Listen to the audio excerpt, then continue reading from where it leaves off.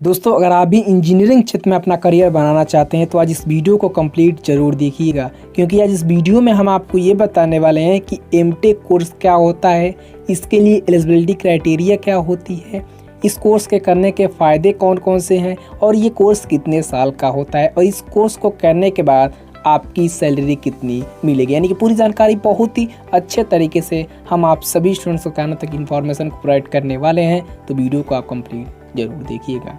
MTech यानी कि master of technology, ये कोर्स एक पोस्ट ग्रेजुएशन होता है। ये कोर्स 2 साल का होता है और ये कोर्स आपको मास्टर की डिग्री प्रोवाइड करता है। इसके एलिजिबिलिटी क्राइटेरिया की बात करें तो भाई देखिए, अगर आप इंजीनियरिंग लाइन में अपना करियर बनाना चाहते हैं यानी कि इंजीनियरिंग फील्ड में अपना करियर बनाना चाहते हैं तो ये कोर्स आपके लिए बेस्ट चॉइस होगा। इसके ये एलिजिबिलिटी क्राइटेरिया की बात करें तो सबसे पहले आपको 12th क्लास पास करना होगा, जो कि साइंस स्ट्रीम से। जैसे ही आप 12th क्लास कंप्लीट कर लेते हैं तो आपको ग्रेजुएशन करना रहता है। ग्रेजुएशन में जैसे आपका बीसीए हो गया, बीई हो गया या फिर बीटेक हो गया या फिर आपका बीएससी, यानी कि साइंस स्ट्रीम से आपका ग्रेजुएशन कंप्लीट होना चाहिए।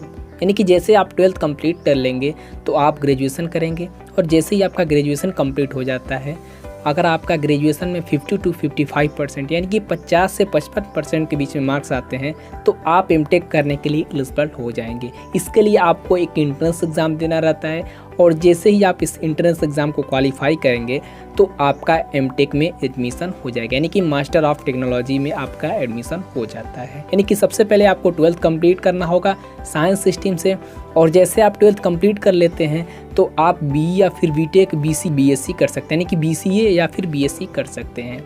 ठीक है, और जैसे ही आपका ये कंप्लीट हो जाएगा यानी कि 50 to 55% आपके मार्क्स रहते हैं ग्रेजुएशन में, तो आप एमटेक के लिए एलिजिबल हो जाएंगे। इस तरीके से आपका एमटेक में आसानी से एडमिशन हो जाता है। ये कोर्स टेक्नोलॉजी फील्ड में किया जाता है, जैसे mechanical engineer, electrical engineer, civil engineer और कंप्यूटर इंजीनियरिंग। यानी कि आप इंजीनियरिंग क्षेत्र में अपना करियर दे सकते हैं। यानी कि एमटेक एक टेक्निकल कोर्स होता है। इस कोर्स को करने के बाद आप टेक्नोलॉजी में मास्टर बहुत ही आसानी से बन सकते हैं। अब हम लोग बात कर लेते हैं कि इसका फीस कितना होता है, यानी कि एमटेक कोर्स की फ़ीस कितनी होती है।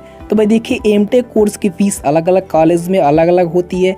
ये लगभग आपका 18,000 से लेकर 1.5 लाख तक के बीच में रहता है। यानी कि ये डिपेंड करता है कि आप किस इंस्टीट्यूट से अपनी पढ़ाई कर रहे हैं। किसी में 18,000 फीस रहेगा, किसी में 30,000। यानी कि एक हम लोग बात करें मिनिमम एंड मैक्सिमम की तो 18 से लेकर 1,30,000 तक के बीच में आपको फीस पे करना रहेगा। दोस्तों, अब हम लोग बात कर लेते हैं कि एमटेक कोर्स करने के फ़ायदे कौन कौन से हैं। तो भाई देखिए, एमटेक एक ऐसा कोर्स है जिसकी विदेश में बहुत ही ज़्यादा डिमांड है।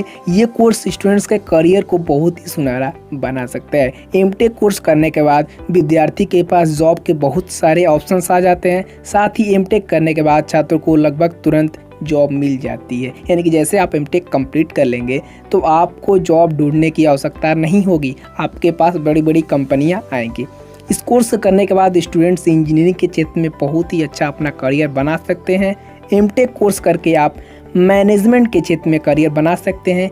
ये कोर्स करके आप टेक्नोलॉजी के क्षेत्र में मास्टर बन जाते हैं। एमटेक कोर्स करने के बाद विदेश में भी नौकरी पा सकते हैं। आप किसी भी कॉलेज में प्रोफेसर बन सकते हैं। यानी कि अगर आप बीटेक या फिर पॉलिटेक्निक वालों को पढ़ाना चाहें तो आप एमटेक करके बहुत ही आसानी से पढ़ा सकते हैं। आप अपने प्रोफेशन में खुद की कंपनी भी खड़ी कर सकते हैं। एमटेक के बाद यदि आप जॉब करते हैं तो सैलरी बहुत ही ज़्यादा आपको मिलेगी। एमटेक कोर्स के बाद आप गवर्नमेंट जॉब आसानी से कर सकते हैं, बशर्ते कि आपको एग्ज़ाम देना पड़ता है। एमटेक कोर्स करने के बाद आप senior engineer, project manager, research technical, consultant technical, technical scientist, account manager, professor में बड़ी बड़ी पदों पे आप आसानी से जा सकते हैं। दोस्तों, अब हम लोग बात कर लेते हैं आखिरकार एमटेक कोर्स करने के बाद आपकी सैलरी कितनी मिलेगी। भाई क्या होता है कि कोई भी आप कोर्स कर रहे हो, चाहे कोई भी पढ़ाई कर रहे हैं, तो आपके मन में एक ख्याल जरूर निकल कर आता होगा कि आखिरकार हम ये कोर्स कर लेते हैं तो इस कोर्स को करने के बाद हमारी सैलरी कितनी मिलेगी। तो हम आज बात करने वाले हैं एमटेक कोर्स करने के बाद आपकी सैलरी कितनी मिलेगी। वही देखिए, अगर आप इंडिया में रहते हैं तो आपकी सैलरी मिनिमम 50,000 से लेकर आप 1 लाख तक बहुत ही आसानी से कमा सकते हैं। वहीं अगर आप फॉरेन यानी कि विदेश में चले जाते हैं तो आपकी बहुत ही ज़्यादा डिमांड रहती है विदेश में। सैलरी की हम लोग बात करें तो सैलरी आपकी विदेश में बहुत ही ज़्यादा आपको दी जाती है। जैसे जैसे आपका एक्सपीरियंस बढ़ता जाएगा वैसे वैसे आपकी सैलरी भी बढ़ती जाएगी। आई होप आपको वीडियो पसंद आ गया होगा। वीडियो पसंद आता है तो एक लाइक कर ज़रूर जाइएगा। तब तक के लिए थैंक यू। जय हिंद जय भारत। मिलते हैं नेक्स्ट वीडियो में।